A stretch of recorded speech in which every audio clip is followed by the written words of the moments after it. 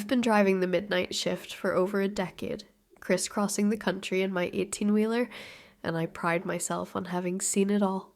I've battled black ice on Colorado highways, blazing desert sun in Arizona, and hurricanes rolling up the Gulf.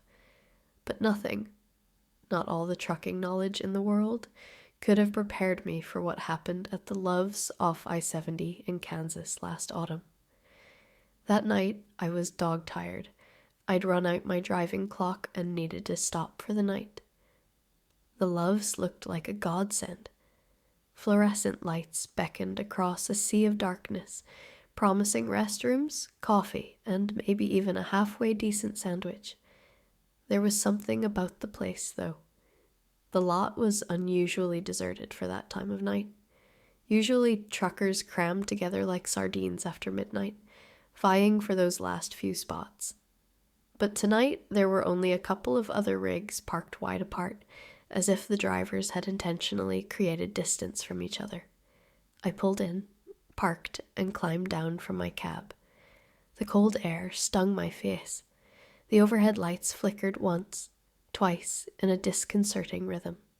A tall sign soared above us all, its neon letters reading "Loves" in bright, comforting yellow and red.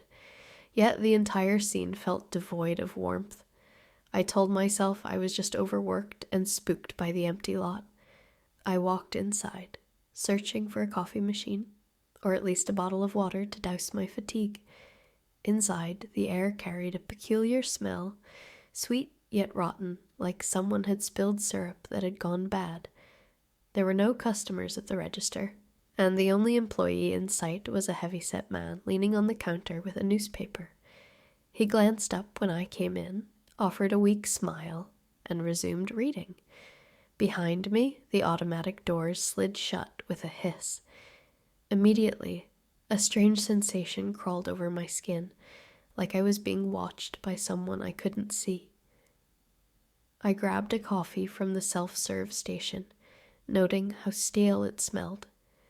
Residual dryness from the pot gave me pause, but I was desperate for caffeine, so I poured a cup and took a hesitant sip. It tasted burnt and oddly metallic. I gagged but forced it down, shuffling toward the refrigerated section for a sandwich or a snack. The overhead music system was quiet, crackling with static as if some station was trying to come through but never quite making it. I was bent over, scanning the pathetic selection of microwavable burritos, when I heard footsteps. Soft, almost delicate, they skittered behind me. A flush of adrenaline coursed through my veins. I whipped around. There was no one there, just the long aisle of random travel snacks and souvenirs.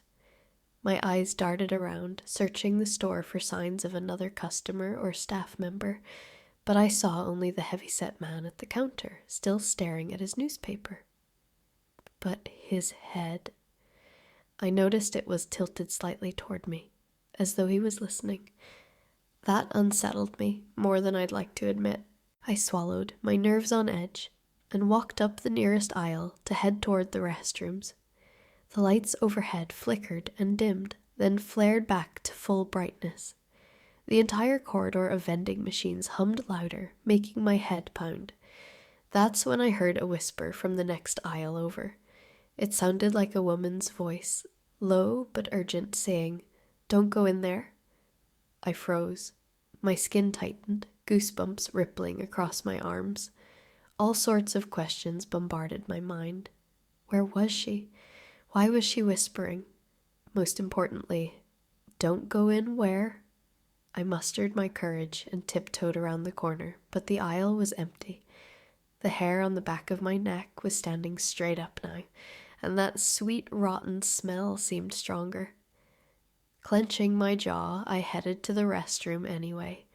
My bladder was about to burst, and I figured I'd splash some water on my face, then get out of this creepy place as fast as possible. When I pushed open the men's room door, it was deserted. The fluorescent tube above the sink flickered like a dying firefly. My reflection in the mirror looked sickly and pale, with dark circles rimming my eyes. I turned on the faucet. letting the cold water run over my hands. Then the faucet sputtered, and a dark reddish liquid started to flow instead. I recoiled, nearly slipping on the tile. My heart hammered, but I forced myself to look closely, to see if my tired mind was playing tricks on me. The substance glinted darkly under the dim light, thicker than water, tinted like old copper. I didn't dare touch it. The stench that came up from the sink was like rancid iron. I stumbled backward and dashed out of the restroom, and that's when I heard a quiet voice echo in the men's room behind me. "Help me!" I ran. Fear took over and I sprinted for the exit.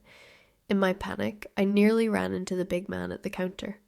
He blocked my path, grinning from ear to ear, revealing dark gaps where his teeth should have been.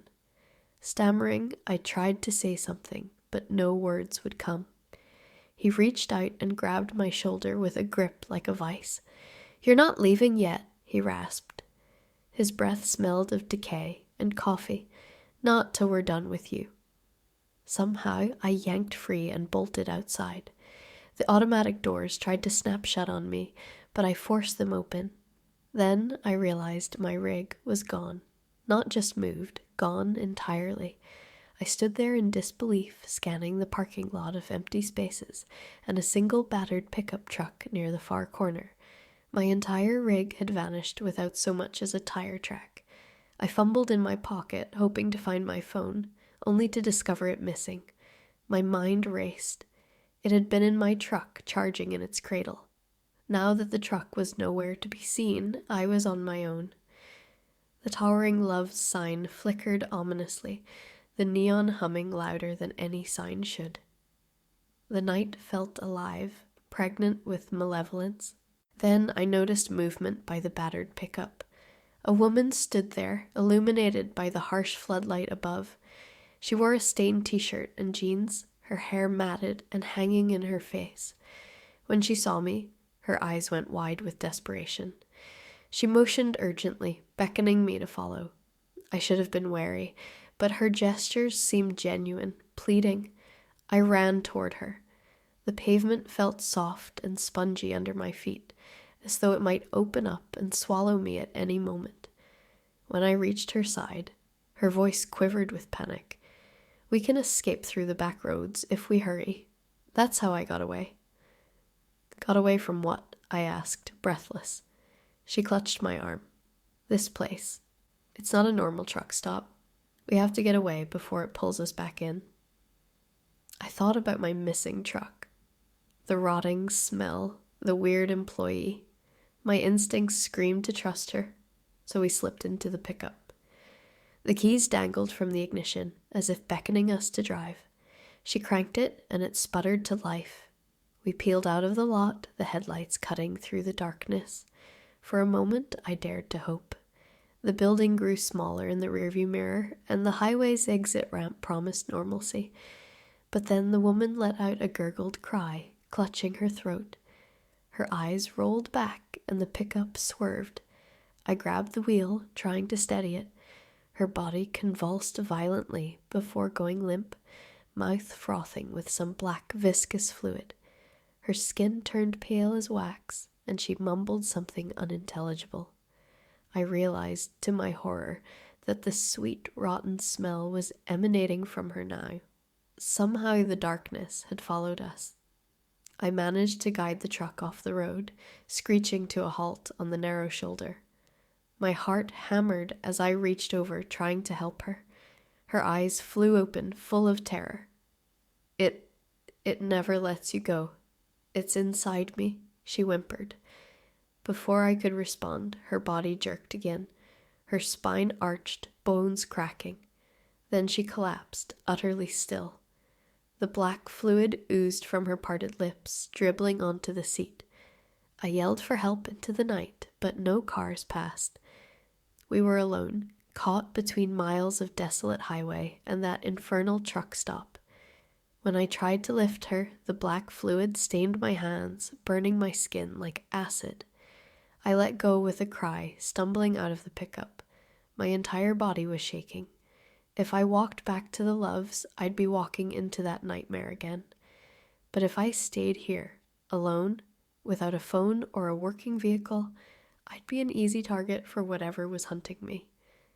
That's when I saw the headlights in the distance, one bright beam approaching fast. I stepped forward, waving my arms, desperate for help. The vehicle barreled toward me, swerving to avoid the pickup. In the flash of the passing lights, I caught a glimpse of the driver, the same heavy-set man from the truck stop, grinning through the windshield. Then the car vanished into the darkness, its red taillights swallowed by the night. I ran back to the truck, revving the engine again. The woman's body shuddered once more, and I realized I couldn't just leave her. As terrified as I was, I tried to move her to the passenger side. Her eyes fluttered. Her voice was weak but guttural, as though something else was speaking through her. Go back. Finish what you started. Then a silent grin stretched across her face, her lips cracking, revealing black-stained teeth. No! I screamed, stepping on the gas. We lurched forward, fishtailing onto the road. I had no plan except putting distance between us and that cursed Love's. The wheels screamed as we accelerated, the headlights illuminating the empty highway. Mile markers flickered by. The woman's breathing grew ragged beside me, and every so often she'd mutter incoherently, her body convulsing in small tremors. After what felt like an eternity, I saw another sign, a glimmering gas station that was not a Love's, some run-down mom-and-pop joint. Relief flooded my chest. I pulled in, jumped out, and yelled for help. 2 attendants came running, eyes wide at the sight of me and the half-dead woman in the passenger seat. One called an ambulance, the other tried to check her pulse. An ambulance eventually arrived. They loaded her up, and I followed, stammering my story to anyone who'd listen. They shot me skeptical looks, but went through the motions of helping. By the time we reached the nearest hospital, though, the woman was gone. The paramedics looked baffled, claiming she vanished mid-transit. I was left in a daze, with black stains on my clothes and no explanation. The police were called. I told them everything. Maybe too much. I'll never forget their faces as they took my statement. One official pulling the other aside, shaking his head like he'd heard a lunatic's ramblings. But I know the truth. Something dwells in that Love's, something that feeds on the lonely darkness of the highway. I tried to go back a few days later with the authorities in tow, but we couldn't find the exact spot. The signage looked different, the coordinates were off, like the place had shifted or vanished altogether. Now, when I drive at night, I keep my eyes trained on the horizon, dreading the familiar neon glow. In my nightmares, I see the heavy-set man's grin, the black fluid, and that truck stop sign flickering in the distance. I'm not sure how many drivers get trapped in its clutches, but I refuse to stop for the night anywhere that has that too bright glow and that sweet, rotten smell, because if I do, I know I might never drive away again.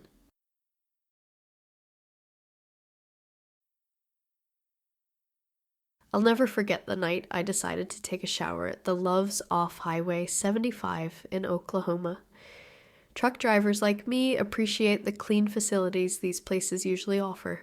Sometimes a hot shower is the only luxury we get on the road, but I had no idea that the shower stall there would become the gateway to one of the most horrifying experiences of my life. I'd been hauling a load of construction materials all day, and my back was killing me by the time I pulled into the truck stop. It was nearly midnight, and the place seemed quiet. Only a few trucks rumbled in the parking lot, their engines humming through the night. I locked up my cab, pocketed my key, and trudged inside, anxious to wash away the grime of the day. The bright fluorescents were jarring after hours on the road. A bored-looking cashier nodded as I approached. He was young, couldn't have been more than 19, and his eyes had that distant stare of someone who'd been on shift far too long. I asked for a shower ticket, paid up, and headed toward the corridor where the showers were located. The hallway leading to the showers was dimmer than the rest of the building, the overhead lights flickering in a way that made me uneasy. Occasionally, I'd glance back over my shoulder, half expecting someone to be trailing behind me, but I was alone. A chill raced down my spine for reasons I couldn't name.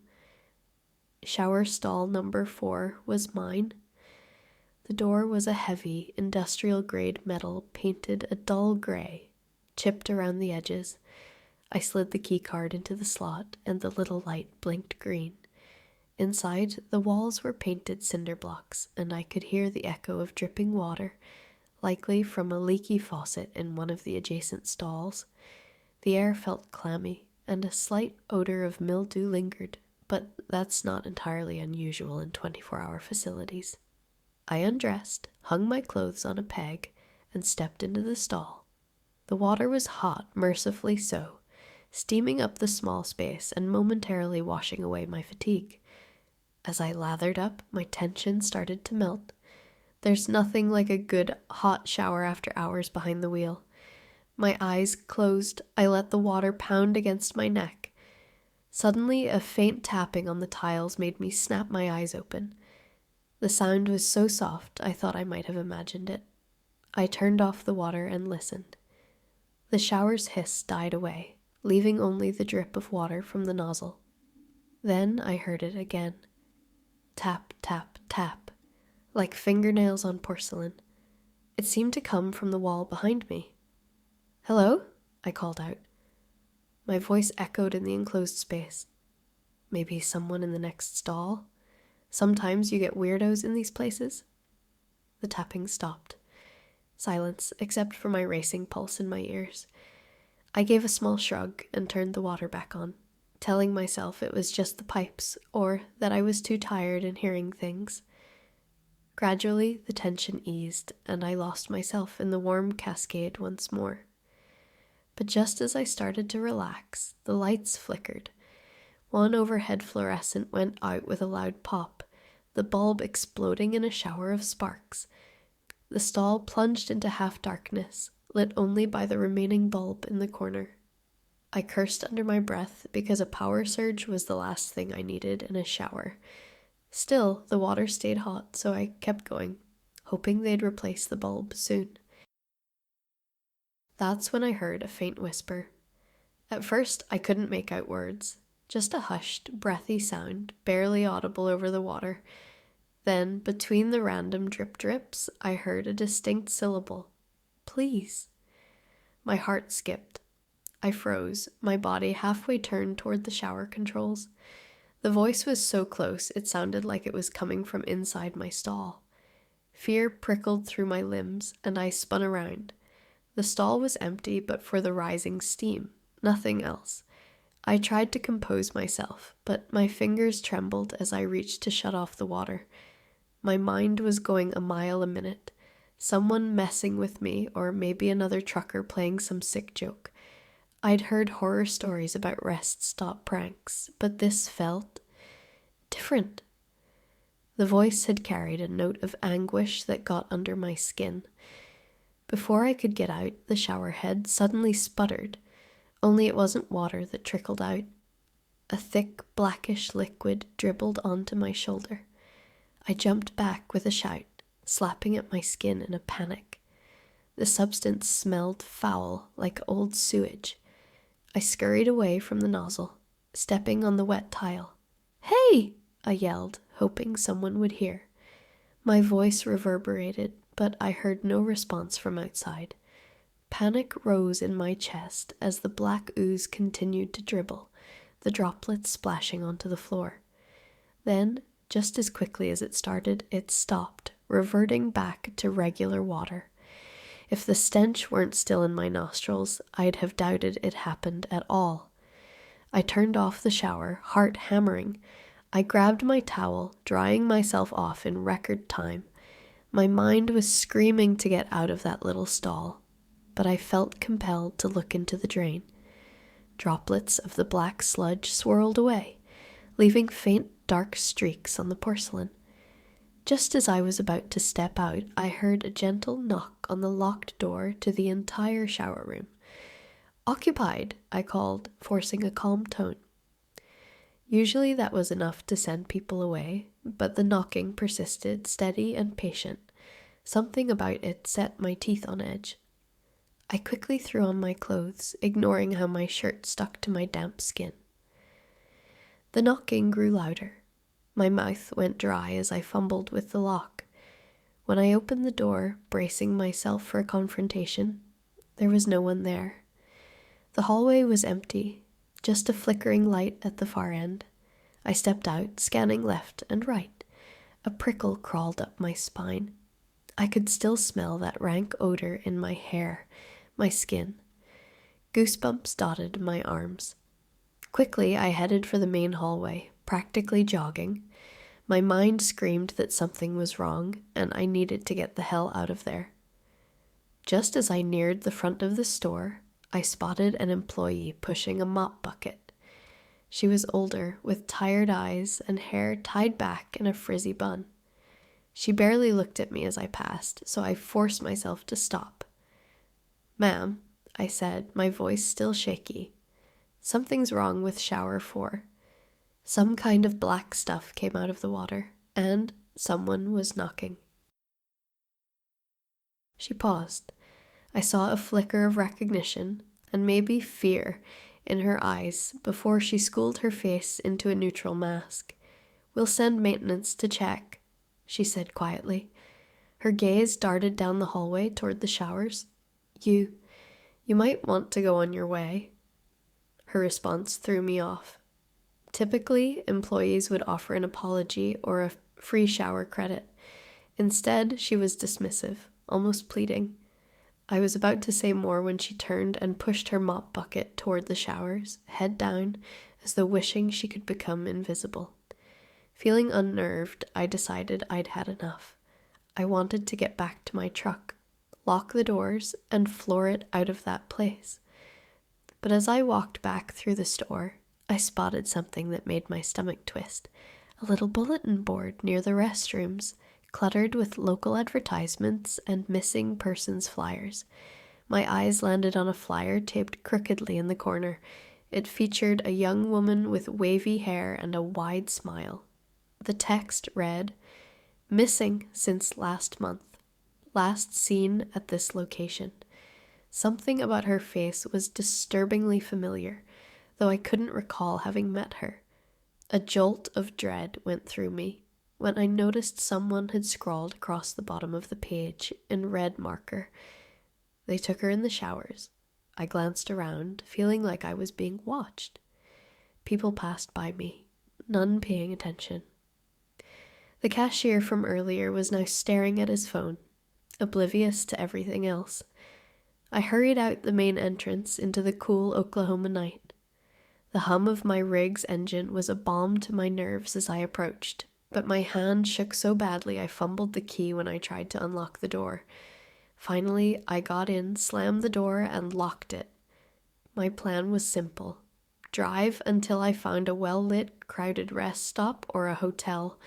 Anywhere but here. I turned the key, and the engine roared to life. Relief flitted through me. That is, until my headlights swept across the facade of the Loves. In that flicker of illumination, I saw a figure standing by the entrance to the showers, a pale, blurry shape.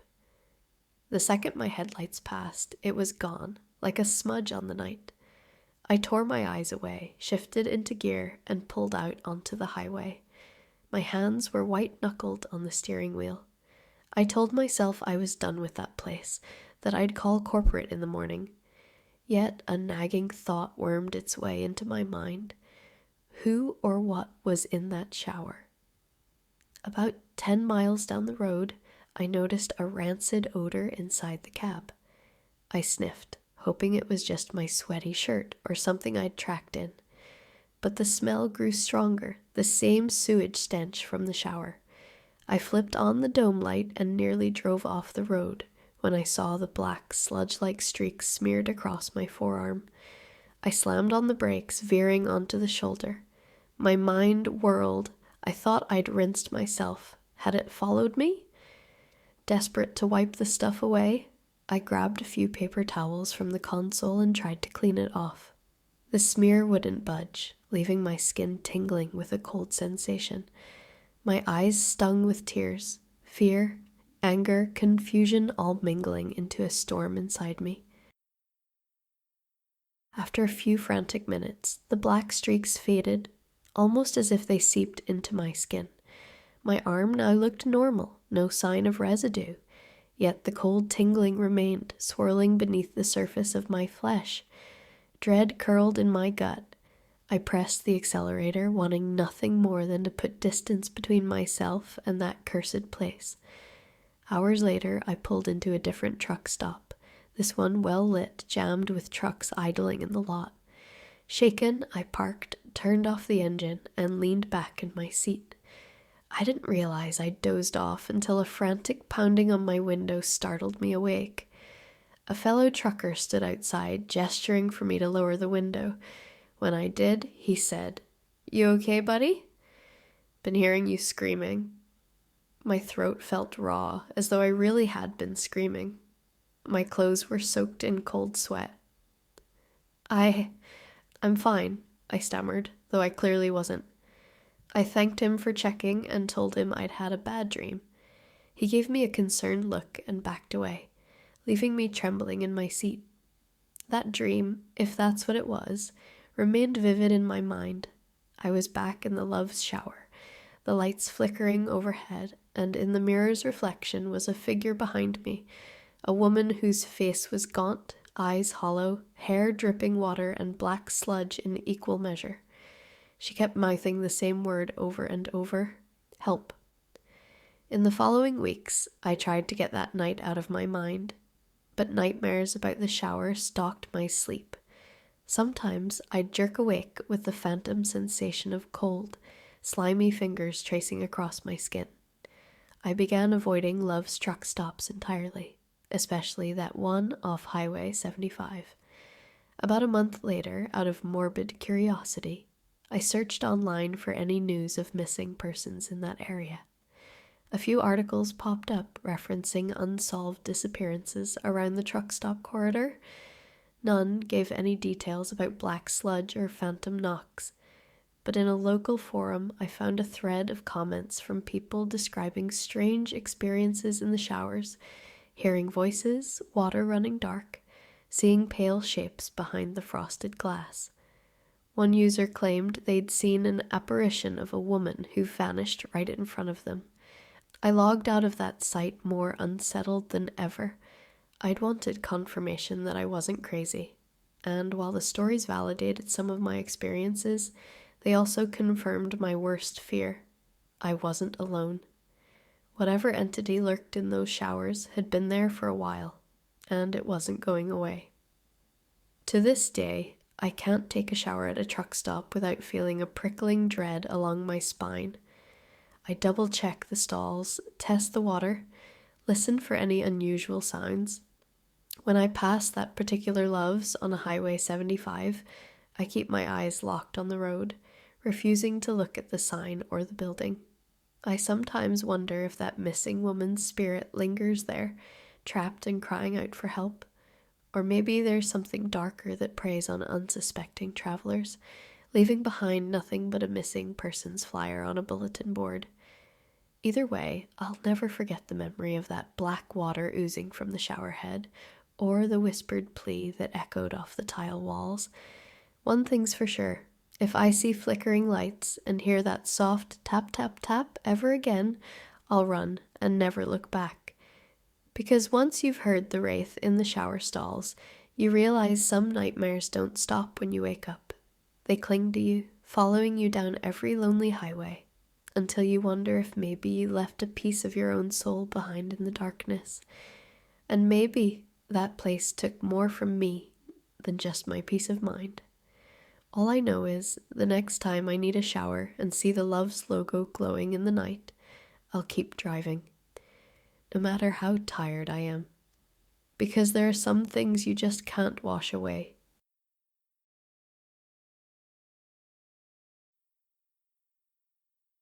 I have to admit, I wasn't looking for anything sinister that night. After all, it was supposed to be a routine stop. One of those quick pull-ins where I'd top off my tank, grab a soda, maybe stretch my legs, and continue on my cross-country haul. The Loves off I-20 in East Texas had never given me trouble before. If anything, I remembered it as a peaceful oasis. Friendly staff, clean restrooms, and usually bustling enough to feel safe. But this time, at 3 a.m. on a Wednesday, the place was so empty it felt abandoned. I pulled my rig into a spot near the diesel pumps, killed the engine, and hopped down. Right away, something felt off. The lights over the pumps flickered erratically, casting jittery shadows across the concrete. A soft wind carried the smell of pine and something else, an underlying sweetness that made my nostrils flare, like rotting fruit. I chalked up the weird vibe to exhaustion. After 18 hours behind the wheel, my mind was half lost in a fog. I trudged inside, expecting the usual late-night tableau, a tired cashier, maybe a trucker or two grabbing snacks. But the fluorescent-lit interior was eerily vacant. Displays of chips and soda lined the aisles, untouched. No one sat in the small seating area by the fast food counter, and behind the register stood a single employee, a young woman who barely looked older than 20. She gave me a curt smile as I approached. "Evenin' anything I can help you with?"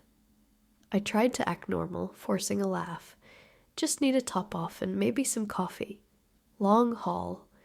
Her face twitched at the words "long haul," and for a split second her eyes flicked to the side, like she expected someone or something else. Then, as quickly as it came, the expression vanished.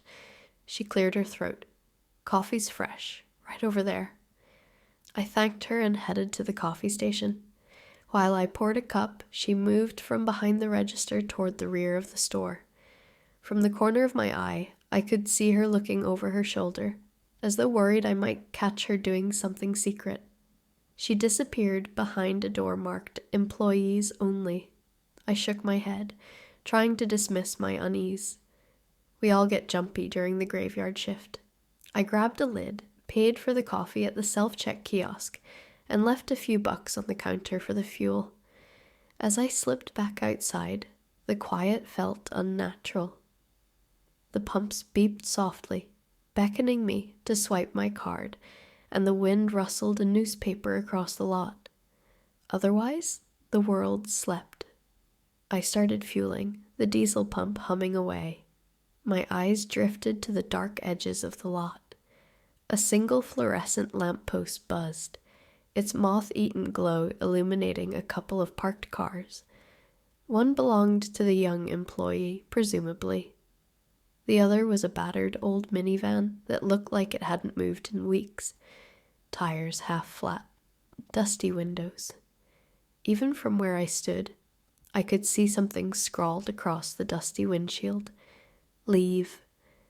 A chill pricked my arms. I couldn't resist investigating, so once my tank was full, I walked over. Sure enough, someone had used their finger to write "leave" in the grime. Next to it was a smeared handprint, elongated as though the hand had been dragged down. My heart rate kicked up. Could have been a random prank, but the uneasy hush made it feel like an omen. I returned the fuel nozzle to its cradle, glancing around. Not a soul in sight. I decided to step back in to use the restroom before hitting the road again. Inside, the overhead music was silent. Strange, because these places usually pipe in some country or pop tunes 24/7.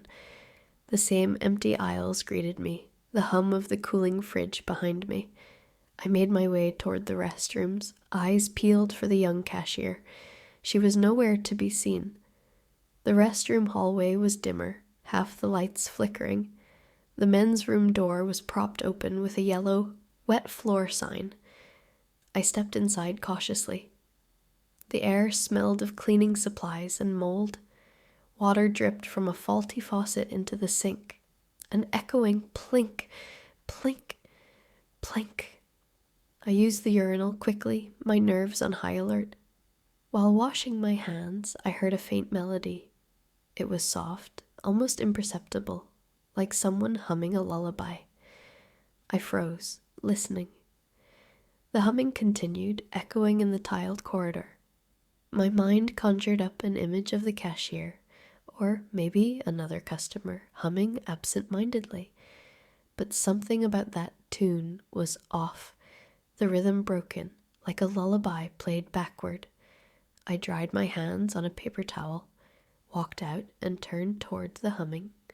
It seemed to come from behind a door marked janitorial. Just as I considered knocking, the door creaked open on its own. Darkness swelled inside, but I could see shapes, mops, buckets, cleaning chemicals, and standing among them was the young cashier. She had her back turned, shoulders twitching in time with the eerie lullaby. Excuse me? I managed, voice shaky. Her humming stopped abruptly. She turned, her eyes wide, like she'd forgotten anyone else existed. The overhead light flickered, and I saw streaks of something dark across her hands and arms. Mud, maybe, or grease.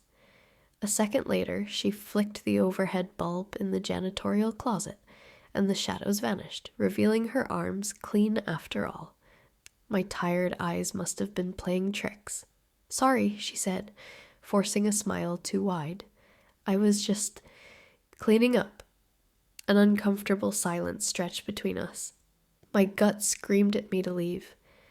I'm done in the restroom, I said lamely, stepping back. She nodded. Right. Good. Then her eyes flicked to the side again, as if listening to something I couldn't hear. I decided that was enough. I needed to get the hell out. I hurried down the hall, passing the shelves of candy and travel gear, heading straight for the exit. But before I reached the doors, a flickering movement behind the hot food counter caught my attention. Something was crouched there, behind the display of fried chicken and burritos, some shape large enough to be a person. I heard a soft scratching, like nails scraping plastic. My blood turned cold. Could it be an animal? A stray dog? That's what I told myself, but I'd never heard a dog with nails that scraped so deliberately, methodically. Then, just as I took another step, the shape rose to its full height. My heart leapt into my throat. It looked human, but hunched, with limbs too long and thin, face obscured by the shelving. Then it scuttled backward, melting into the shadows behind the counter, like a spider retreating from the light. I sprinted for the door, yanking it open and stumbling into the night air. My rig was just a short jog away, but my hands shook too badly to pull the keys from my pocket. I risked a look back through the glass doors. The interior lights still glared, rows of merchandise still sat untouched, but no sign of the cashier or that other thing. Finally, I managed to unlock my truck door. I climbed in, slammed it behind me, and locked everything. My breathing ragged, I turned the engine over, ready to peel out of there. But my headlights swept across something in front of my rig. A figure stood there, directly in the path out of the lot. It was a man, tall and gaunt, wearing a filthy Love's uniform that looked decades old. His eyes were blank, staring right into my headlights. He lifted one hand, and in it he held a piece of paper. I don't know why, morbid curiosity maybe, but I rolled my window down a crack to see if he would speak. Instead, he lifted the paper, pressing it to his chest so I could read. They took me in my sleep. Please help me. My heart hammered. I blinked, unable to process this. When I looked again, his expression had twisted into something like despair. Then he mouthed a word. Run. Without further hesitation, I revved the engine and lurched forward.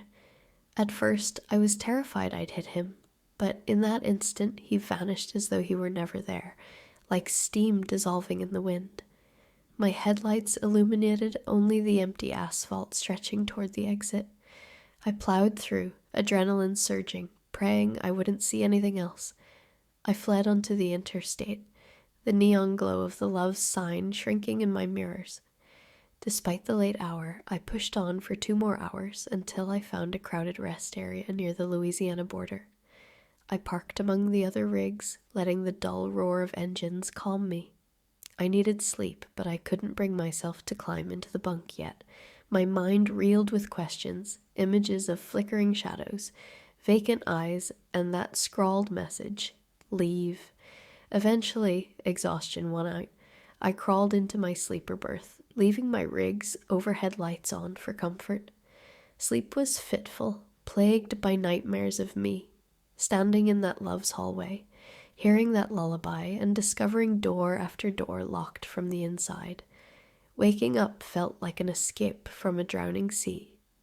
The next morning, I tried to call the corporate number for Love's, hoping to report something. I wasn't even sure what I'd say. "Your store is haunted" sounded ridiculous, but the phone just rang and rang, never connecting. I tried searching online for news of missing employees or strange occurrences at the I-20 location. Nothing surfaced, not even a mention of the store. It was like it didn't exist. Out of a stubborn sense of duty, or maybe stupidity, I drove back that afternoon, determined to find some rational explanation. But I never found that specific truck stop again. The GPS insisted there was a Love's right off the interstate, but I only saw a patch of overgrown grass and a half-collapsed billboard. The sign read something about a fuel station that had closed years ago. Rusted fencing sealed off the property. No building, no pumps, no neon sign. It was broad daylight, bright and hot. I stared at that billboard, my heart pounding. Had I imagined the entire thing? Was I so sleep-deprived that I hallucinated an entire truck stop? Or was there something else at play? Something that showed me a place that shouldn't exist? A place that maybe devours souls on those lonely back roads? I still see that battered minivan in my dreams, the word "leave" scrawled on its windshield. And I can't shake the memory of that ghostly man with the sign. They took me in my sleep. Sometimes, when I'm behind the wheel late at night, I swear I hear that broken lullaby humming just beneath the engine's growl. I've changed my routes whenever possible, staying clear of that stretch of Interstate 20, though I'm not certain it matters. Whatever I encountered feels like it could appear anywhere the roads are empty and the hour is desperate. Sometimes I imagine those flickering lights returning, the rancid sweet smell in the air, and a pale figure at the periphery of my headlights, beckoning me back to that cursed truck stop.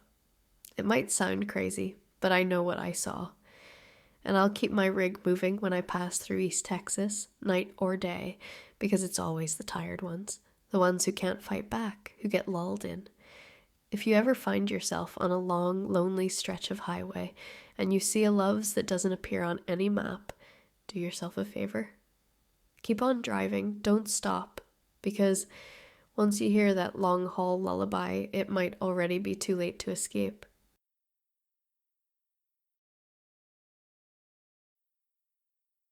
I've been an over-the-road driver for 15 years, but never have I felt sheer terror at a truck stop. Until last month, that is. It was the Love's off Highway 101 in Oregon, tucked between tall pines and a muddy river bend. I'd passed it a dozen times before, always meaning to stop, but never did. Something about the location was inconvenient. 2 narrow roads to get in and out, not a lot of parking. This time I had no choice. My fuel gauge was flirting with empty, and the next station was nearly 50 miles away. I pulled in, relieved to see the telltale red and yellow sign glowing through the drizzle. The rain hammered my windshield, and the night felt darker than usual under the towering pines. As soon as I parked, I sensed an odd heaviness, like the air itself pressed down on my shoulders. I dashed inside, drenched within seconds. The interior looked standard enough at first. A front counter, rows of snacks, a small dining area, but the place was nearly empty except for an older woman mopping near the entrance. She glanced up, her eyes full of what I can only describe as sorrow. We exchanged polite nods. My boots squeaked as I made my way to the restroom. A large clock above the coffee station read 2:15 a.m. The place felt stuck in time, as if the clock hadn't moved for hours or days. It gave me the creeps, so I hurried about my business, deciding I'd just fuel up and leave. On my way out of the restroom, I nearly collided with a man wearing a stained flannel shirt and tattered jeans. He stepped in my path abruptly, eyes glassy. "You shouldn't be here," he muttered. His breath smelled foul, like old meat. I tried to sidestep him, but he grabbed my arm, his grip surprisingly strong. "They're hungry tonight." My stomach twisted. "Who's hungry?" I asked, trying to sound calm, though fear slithered through me. He loosened his grip. "Them. The ones in the back lot. They come out when it rains." Then he let go and stumbled toward the exit, mumbling to himself. I took a shaky breath and went to pay. The cashier, a frail man with deep hollows under his eyes, barely acknowledged me. His hand trembled as he rang up my purchase.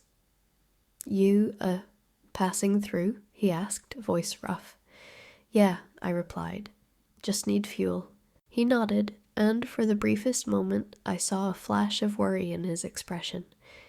"Hurry up and go," he whispered, barely audible. A dozen questions flared in my mind, but fear made me hold my tongue. I grabbed my receipt and stepped back out into the rain, which had now turned into a frigid downpour. Perfect. I sprinted to my truck, gasping at the cold that bit through my jacket. The pump area was dimly lit, only one working overhead bulb among 4. I slid my card into the pump, trying to ignore the looming shadows. A shape moved in my peripheral vision. A dog or a coyote, perhaps, skulking around the edge of the lot. But when I turned to look, I saw nothing but blackness beyond the fence. My nerves were on edge. The older woman inside had looked so sad. The man had ranted about them being hungry, and the cashier wanted me gone. Something was definitely off.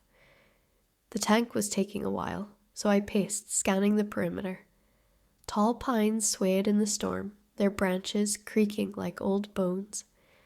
The muddy river behind the station rumbled with the current.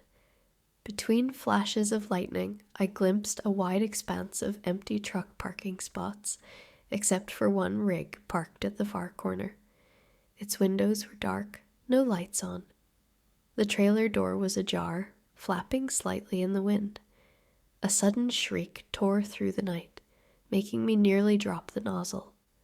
It sounded like an animal in pain, high-pitched and desperate. Another flash of lightning, and I saw a figure dart behind that lone rig. A quick, jerky movement followed by a second shape. My blood ran cold. The pump finally clicked off, and I fumbled to cap my tank. Then came another shriek, this one closer, echoing among the trucks. Instinct screamed at me to get in my cab and drive away. I jumped into the driver's seat, slammed and locked the door, and fired up the engine. But my eyes couldn't help drifting to that lone rig again. Now I saw the trailer door wide open, a single interior light flickering. Something was inside, moving around. A voice in my head told me to leave, but another part of me was compelled. What if someone was hurt? I grabbed my high-powered flashlight from the cabin, opened the door an inch, rain splattering my face, and slipped out. I told myself I'd take one quick look, confirm nobody was in danger, then go. 1 minute, tops. Crossing the lot was harrowing. I felt as if eyes watched from every shadow. The wind shoved the rain sideways, soaking me. My boots squelched in growing puddles. At last, I reached the trailer, shining my flashlight inside. At first, all I saw were crates and boxes. Then, my beam landed on a pair of bare feet. They belonged to someone lying on the floor, partially hidden behind a crate. My heart thudded. "Hey!" I called. "You okay?" No answer. I climbed the loading ramp, light trained on the feet. Rain pounded on the trailer's roof, drowning out all other sound. I rounded the crate, and my flashlight revealed a man, possibly the driver, sprawled on his back with wide, unseeing eyes. His throat was torn open, blood pooled around him. My stomach lurched as I staggered backward in shock. Lightning illuminated the interior for an instant, revealing fresh claw marks on the walls. Then the thunder boomed so loud it rattled the trailer. I shone my flashlight toward the far corner, and that's when I saw it. Something crouched there, hunched over, spindly limbs folded, its skin a sickly gray-green. It glared at me with yellow eyes glowing like embers.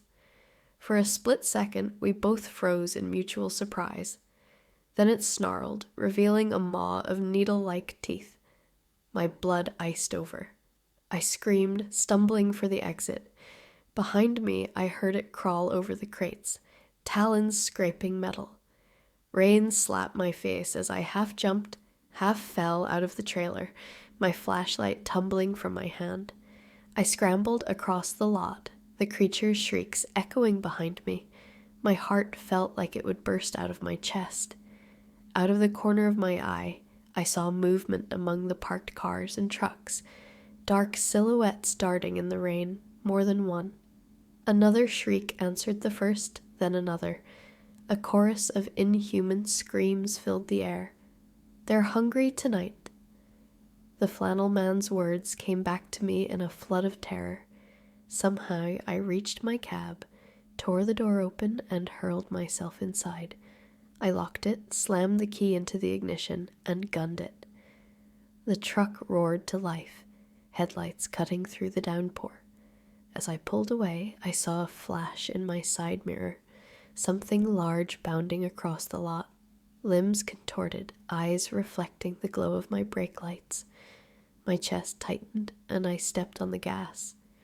The exit ramp felt longer than before, as if the road itself stretched to keep me there. When I finally burst onto Highway 101, relief flooded me. Yet I didn't slow down, not for miles. My mind was in chaos, replaying the driver's torn throat, those glowing eyes, and the unearthly screams. Eventually, after I'd put a safe distance between myself and that hellish place, I pulled over on the shoulder to catch my breath. My reflection in the mirror startled me. I looked wild-eyed, face streaked with rain and tears, knuckles white on the steering wheel. The radio in my cab crackled to life with static, a faint voice trying to break through. I turned the volume up, hoping for a weather report or any connection to sanity. All I caught was a single whispered word, hungry, before the static cut out entirely. I sat there, trembling, for what felt like an eternity. The storm raged on, the wind buffeting my trailer. Eventually, I found the courage to drive again, needing to put as much distance as possible between me and that cursed Loves. Daylight came, and with it a sense of half-relief, as though maybe I'd hallucinated, but the dried blood on my boots and the bruise on my hip told me it was all too real. For days, I avoided looking up any local news. Part of me was desperate to see if the authorities discovered a dead trucker in the back lot, or if there were any reported sightings of monsters. But a bigger part of me wanted to pretend it never happened, to cling to the hope that maybe I just had a psychotic break brought on by exhaustion. Eventually, I caved. I searched online and found nothing. No mention of a murder or strange creatures. No references to that particular Loves on Highway 101.